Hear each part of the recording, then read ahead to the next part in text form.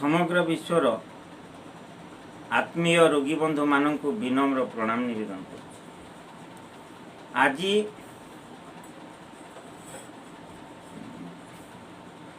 28/5/2022 तारीख आध्यात्मिक सत्संग चिकित्सा तरफ डायबिटीज संपर्क में आलोचना कर डायबिटीज संपर्क ये डायबिटीज संपर्क में आलोचना कर डायबिटीज प्रथमे को अवस्था रहे केतेबेले इन्सुलिन नेबाक हुए तापर इन्सुलिन नहीं नहीं नहीं नहीं जटिल आड़ को आसब जटिल जदि कैंसर हो जाए ताहले लाइट केमो भी नेबाक हुए ऑपरेशन मध्य करने को हुए आउ जदि डायबिटीज समस्या जटिल अवस्था दे करी किडनी आसी हो जाए ताहले डायलिसिस मध्य करवा जटिल किडनी भी जदि जटिल अवस्था आसला ताहले हमको माने इन डायलिसिस नेबाक हुए आउ बेले बेले देखा जाए जे कहार कहार पैरालिसिस मध्य हो जाए डायबिटीज दीर्घ दिन भोगिबा परे पैरालिसिस को गति करे तेबे डायबिटीज मधुमेह बा शर्करा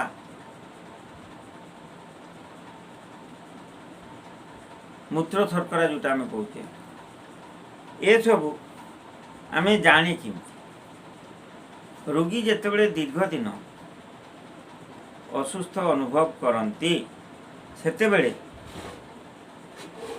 आमे टेस्ट करने को जाइथाउ टेस्ट रे जदि रक्त रे सुगार बा शर्करा बढ़ी जाए सेतेबेले आमे आउ डायबिटीज रोगी बोली विवेचना कर परिस्रा कला बेले परिस्रा रे जंदा पिंपड़ी मध्य लगी हेले मध्य या सुगार डायबिटीज रक्त शर्करा मधुमेह बोली कह केते क्षेत्र रे रोगी माने बहुत पानी पियंती बहुत थर परिस्रा करती किंतु सेथिरे शर्करा न थाए सेथिरे शर्करा न थाए ताकू आमे सादा बहुमूत्र बोली कहू बा सोमर कह जाए तो ये मधुमेह बा डायबिटीज रो परिणामटा कौन डायबिटीज रोगी प्रथम अवस्था रे बहुत भूक हम से माने बहुत खाद्य खाइबे पानी से परिमाण रे मध्य पीवा परिमाणटा बढ़ी जाए बहुत शोष लगे आ बहुत मुत्रे बहुत भूक बहुत शोष बहुत माने बारंबार मूत्र त्याग ये हूँ डायबिटीज रो कारण गुड़िक एवं टेस्ट कले देखा जाए रक्त रे मीठांश बढ़ी जाए बा सुगार बढ़ी जाए परीक्षा साधारणतः दुई प्रकार करा जाई थाए प्रथमे भोकिला पेटे रक्त परीक्षा करा जाए आउ किछि खाद्य खाइकी परीक्षा करा जाए भोकिला पेट रे केते रहउची आउ खाद्य खाइबा पर केते रहउची एगुड़ा को देखा एबे तो बारंबार तो खाइबे किंतु भूक हाँ भूक भी प्रबल लगे किंतु दुर्बल रहे देह अधिक दुर्बल हेले देह टर्मल रोगी टर्मल हेला भली परिस्थिति अनुभव कर एणु भूक किछि लागिबा मात्र के अल्प किछि खाद्य खाइबा उचित यदि अवहेला करेंगे जे कामटा अच्छी काम सारी दे खाइबी से विपद तेणु सावधान हे भोक लगला मैंने खाइबे खाद्य किछि आउ दीर्घ दिन जदि डायबिटीज लगी रहे ताहले पैरालिसिस हेबार भी संभावना अच्छी हार्ट समस्या किडनी समस्या एवं कैंसर समस्या मध्य देखा एबे जो गोटे गोटे रोगी आसुचंती किडनी समस्या नहीं, नामटा किडनी समस्या। सबू किसी इनक्वारी कला बेलू कहार कहार कैंसर समस्या भी हो जाती, माने किडनी रे स्टोन हो, किडनी रे भी छोट छोट मांसदाना हो, लिवर सीरोसिस हो, जंडिस सहित किडनी होमती भी समस्या, डायबिटीज अच्छी ता सहित भी ए समस्या बाहर। तेणु दीर्घ दिन डायबिटीज जदि आम भोग करूँ तेबे भविष्य में हार्ट समस्या, किडनी समस्या, कैंसर समस्या एवं पैरालिसिस समस्या हेबार बहुत संभावना था। बेड़ हूँ आम सावधान हेबा उचित। कहीं हुए डायबिटीज आमको कहीं हुए? आमर खाद्य शरीर 3 प्रकार खाद्य सार ग्रहण करता है, स्नेह सार, पुष्टि सार एवं श्वेत सार। स्नेह सार काम है शरीर मध्य चर्बी सृष्टि करवा, चर्बी माध्यम किसी शक्ति को रिजर्वेशन व संरक्षण रखी था। जितेबाला चर्बी जीर्ण होकि झाड़ बहीकि जीर्ण हो से शक्तिटा बाहर जाए। हाँ, ये तो स्नेह सार। पुष्टि सार खाद्य आम आमर रक्तकोश, मांसकोश, अस्थिकोश इत्यादि तैयारी हुए। आ स्नेह सार खाद्य श्वेत सार खाद्य श्वेत सार मिले। यही श्वेत सार शक्ति रे परिणत हो जाए, यही श्वेत सार शक्ति रे परिणत हो। किंतु जदि समस्या शारीरिक समस्या हेतु श्वेत सार मिलला नहीं कि जदि भी श्वेत सार शरीर मध्य अल्प मिलला हेले मध्य हमको समस्या देखा। तो श्वेत सार हजम है नहीं बोली कि श्वेत सार खाद्य हजम है नहीं बोली हमको सुगार कम कम मिलू, कम शक्ति रे आमर समस्या बढ़ी जाए। एणु मुळु माइले जीव सरी देवंक संगे किंपा कौन ना श्वेत सार खाद्यर शक्ति मिले, शक्ति शरीर काम करे। तो श्वेत सार खाद्य जदि अभाव है अर्थात श्वेत सार खाद्यटा हजम न होबारु आमर शक्ति पाई पारू ना। से श्वेत सार खाद्य हजम होगा पर जो श्वेत सार अंश मिले ताहा मध्य हो पारला ना। मोटामोटी भाव में श्वेत सार खाद्य को हजम करने शरीर विभिन्न अंग प्रत्यंग किसी पाचक रस झरे, अग्नाशय पाचक रस झराए जार नाम इन्सुलिन। ये अग्नाशय बा पानक्रियास ये पाचक रस झराए। तो जदि पानक्रियास दुर्बल हो गला ताले पाचक रस कम झरेब, पानक्रियास जदि फेलियर है ताले पाचक रस बा इन्सुलिन कम झरेब।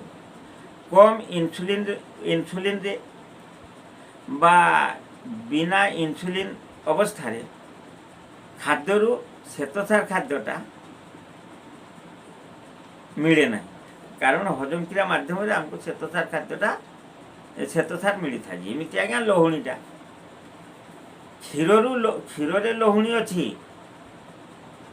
किंतु लहुणी संग्रह करने पुणी ताकू मोही सारिकी फिर पुणी फुटेबे ना। जदि अग्नि नहीं ताले लहुणी रु घी बाहर ना। क्षीर रे लहुणी भी अच्छी, घी भी अच्छी। जदि अग्नि मांदाग्नि ताहले आपनकर दही रु लहुणी हम ना, लहुणी रु घी हम ना। ठीक से ही भली आमर पाचकाग्नि जदि दुर्बल हो गला ताहले हमको शक्ति मिल ना। पाचकाग्नि दुर्बल है किमती तार जो अंश मिलवा कथा इन्सुलिन अग्नाशय ठार अग्नाशय सृष्टि कर पारानी। ता अर्थ हजम शक्ति दुर्बल रु श्वेत सार हजम होगी शक्ति मिल पारुना। सुतरां आमको हजम शक्ति को जेन तेन प्रकार आमको सृष्टि करिया को हबो, हजम शक्ति बढ़ेबा को हबो। हेले हजम शक्ति बढ़ेबा अर्थ सीधा सल्प औषध देले हजम हब सत, किंतु आपणकर अग्नाशय बा पानक्रियास को किडनी समस्या रे किडनी रोगी को भल कला भली ए डायबिटीज रोगी मानकर अग्नाशय को जदि पुणी सतेज करा जाए ताहले किडनी चिकित्सा भली काम हुए। जमती किडनी रोगी गुड़ाक फिर तो पुणी पुनर्जन्म अनेक पाँच ना किडनी रे आपनकर क्रिएटिनिन 4-5 तो एगुड़ा आराम रे सुस्थ हे आज्ञा, किसी असुविधा नहीं। तथापि देखुची गड़बड़िया किमती किमती हो जाती से समस्या भोगुंट फिर पुणी आसुच। तो अनेक ठारे डायबिटीज न थाए सेमानंकर गैस्ट्रिक बीपी रु एगुड़ाक भोगिया पर सेमानकर अवस्था जटिल हो जाए। जटिल हवा पर किडनी समस्या देखा ए निकट आज्ञा किडनी रे किडनी माने सिंपल तो झराई ना गोटा झरवा कमे दिए तो सहित आज्ञा किडनी पर घा ताले चिंता कर अंग प्रत्यंग रे घा घिमिरी ट्यूमर हेबा ही होची कैंसर। किडनी अवस्था कि प्रकार चिंता करते रोगी कौ भली अवस्था रही। तेणु बंधुगण काली तो आसंता काली प्रतिकार विषय आलोचना करिबा, तेबे भी